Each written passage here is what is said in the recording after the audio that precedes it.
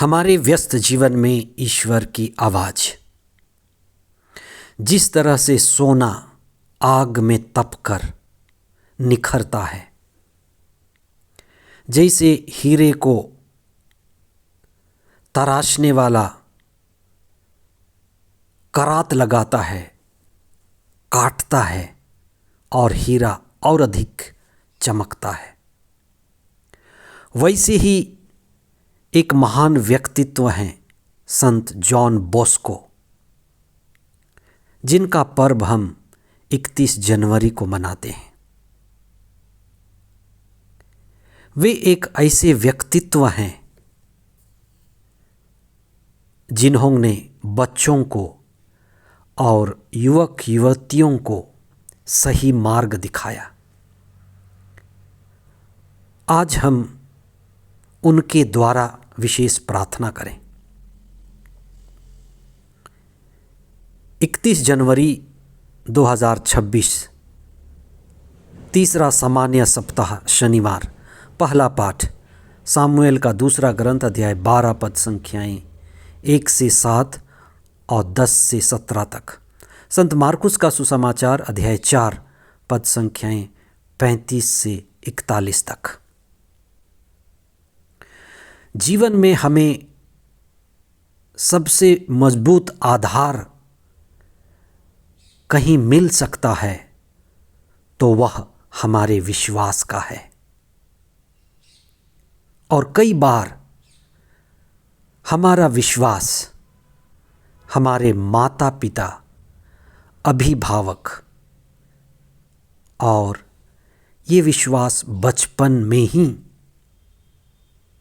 हमें बीज की तरह मिलता है। जिस बच्चे को एक अच्छा बचपन मिल जाता है, जिस युवा को एक अच्छा अवसर और मौका मिल जाता है, अपने युवा काल में प्रशिक्षण मिल जाता है, तो उसका जीवन निखर जाता है, सुधर जाता है। एक प्यारा शब्द है पुरोहित, जिसका अर्थ है परहित, दूसरे की भलाई करना। संत जॉन बॉस्को एक उदार, कर्मठ, साहसी और ईश्वर केंद्रित पुरोहित थे। उनका महावाक्य था, मुझे आत्माएं दो, बाकी सब ले लो। वे यूरोप में जन्मे, इटली में 1815 में, और 1888 में गुजर गए। लेकिन इस छोटे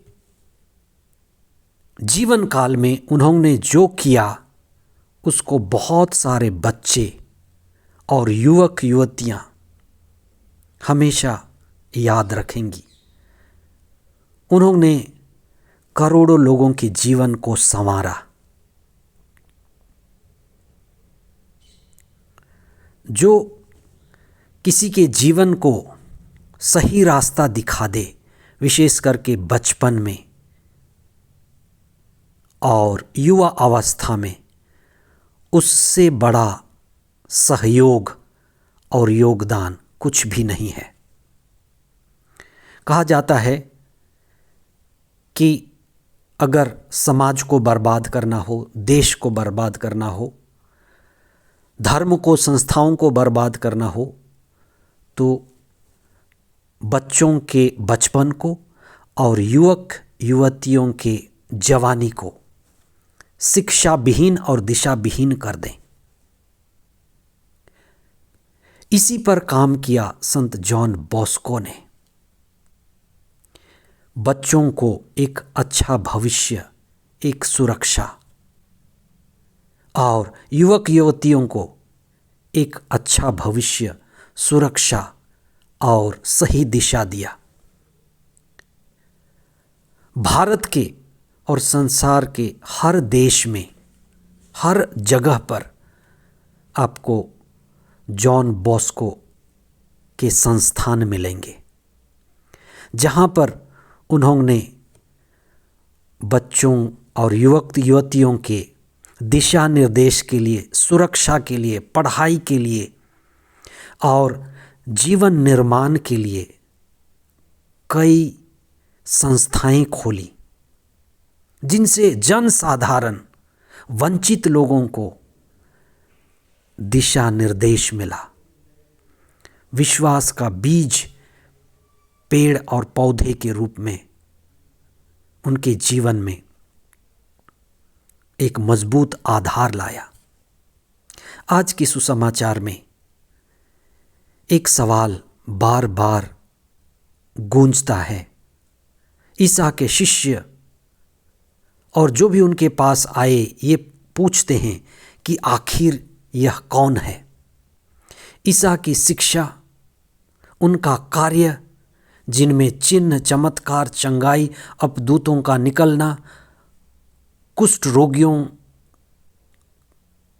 का चंगा हो जाना, इन सभी के पीछे एक ही सवाल गूंजता है, आखिर यह कौन है।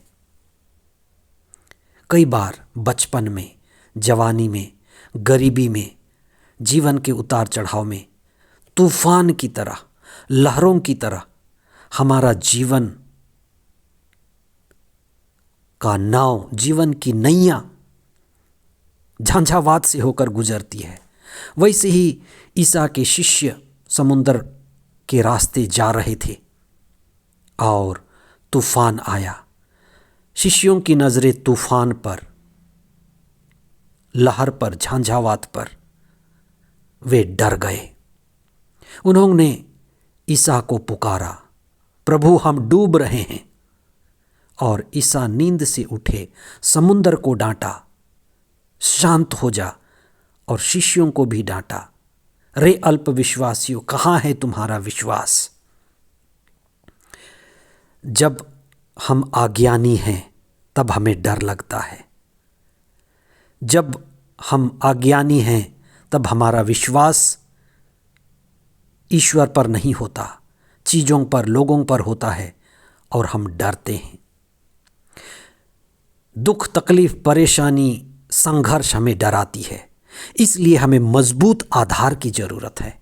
इसलिए धर्मशास्त्र में प्रभु कहता है कि मैं चट्टान हूँ, ईश्वर ही हमारा चट्टान है। हमारी अज्ञानता, हमारा अल्प विश्वास हमें डराता है। आज पहले पाठ में राजा दाऊद के विषय में हम पढ़ते हैं, जिससे नबी नातान कहता है कि आपने ईश्वर के विरुद्ध अपराध किया है। आपने अपने ही सैनिक के धर्मपत्नी को अपना बनाना चाहा। यह ईश्वर के आज्ञा के खिलाफ है और आपके घर में तलवार लटकी रहेगी। अज्ञानता, वासना, तृष्णा और कामना और अंधेरा हमारे जीवन में डर और तलवार और गिरावट लाता है। इसलिए हम प्रभु के वचन को पढ़ें, जीवन में प्रभु के प्रकाश को आने दें। अगर आपका बचपन, आपका युवा अवस्था प्रभु केंद्रित है तो हमारा जीवन निखरता है, संवरता है। आज के इस विशेष दिन में हम संत जॉन बॉस्को की मध्यस्थता से प्रार्थना करें और आप भी अपने स्तर पर बच्चों को विशेष सहारा दें, युवक युवतियों का मार्ग निर्देशन करें। संत जॉन बॉस्को हमारे लिए प्रार्थना करें। आमीन।